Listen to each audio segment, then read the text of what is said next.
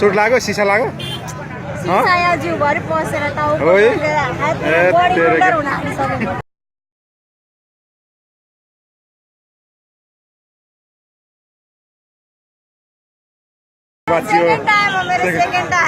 मरेर बाँच्यो त सर हामी त्यस्तै भयो भने अस्ति यतातिर बाटिकादेखि यतातिर हामी यता चितवनतिर सुटिङमा आउँदै थियौँ कि सर दुईवटा गाडी ठोकिएर अनि ट्राफिकै भयो भने अगाडिको सो दुईवटा गाडीको छैन अनि 10-15जना पुरा मिलेर घाइते भएर खै कता लगा अरे हामी त गाडीभित्रै फसेर बसेको थियौँ बाहिर निस्किँदा सिधा पढेर निक्लेको हामी त कसलाई चोट लाग्ने हाम्रो ग्रुपलाई कसैलाई पनि लागेन सर हाम्रो युनिटहरूलाई हामी त चितवनतिर सुटिङमा आउँदा थियौँ म हाम्रो राजु सरहरू सन्देश सरहरूको ग्रुपमा थिएँ अनि त्यही दिन राति आइपुग्यो 2-3 बजेर के गर्छ अहिले हामी छिटो आउँछौँ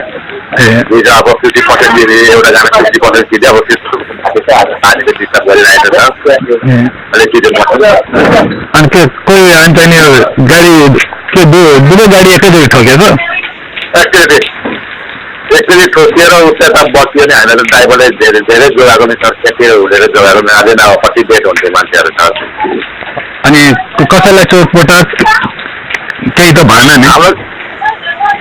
हामी चाहिँ नाइट गाडी आउँछौँ नाइट गाडीमा भएको 2जनालाई मात्रै बुढाबुढा अलिअलि चोट लाग्यो अरू कसैलाई केही भएन उतापट्टिको त्यो मिनी बस लानमा चल्ने मिनी बस चाहिँ खटाखिची नै भयो सर त्यहाँनिर चाहिँ मान्छे निकै सेफ छ भनेको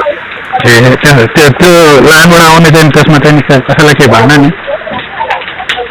लानको गाडीमा चल्ने त्यहाँको लोकल चल्ने गाडीमा त धेरै कताकति हल्छ त्यहाँदेखि धेरै साह्रै सर धेरै चोट लागेको छ त्यहाँनिर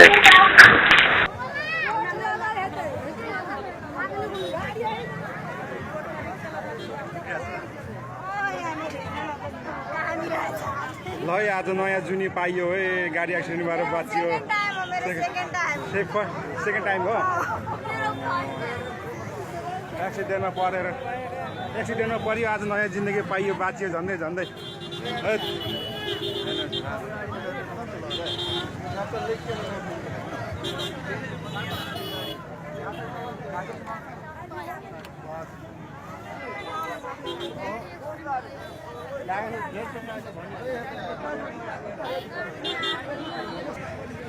आज हामी 3 नम्बर प्रदेश जाँदै गर्दाखेरि एक्सिडेन्ट भएको ठाउँमा हो यो 2 नम्बर प्रदेशमा एक्सिडेन्ट भइरहेको ठाउँ हो यो झन्डै हामी सबै गाडीभित्र थियौँ बाँचिरहेको छौँ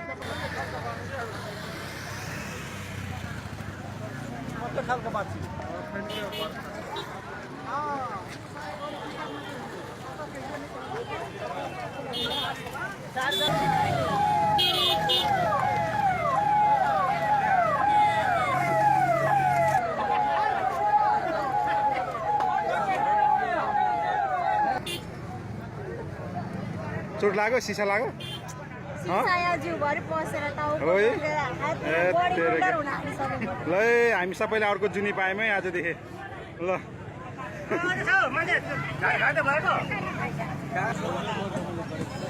बाँच्यो आज बाँच्यो झन्डै बाँच्यो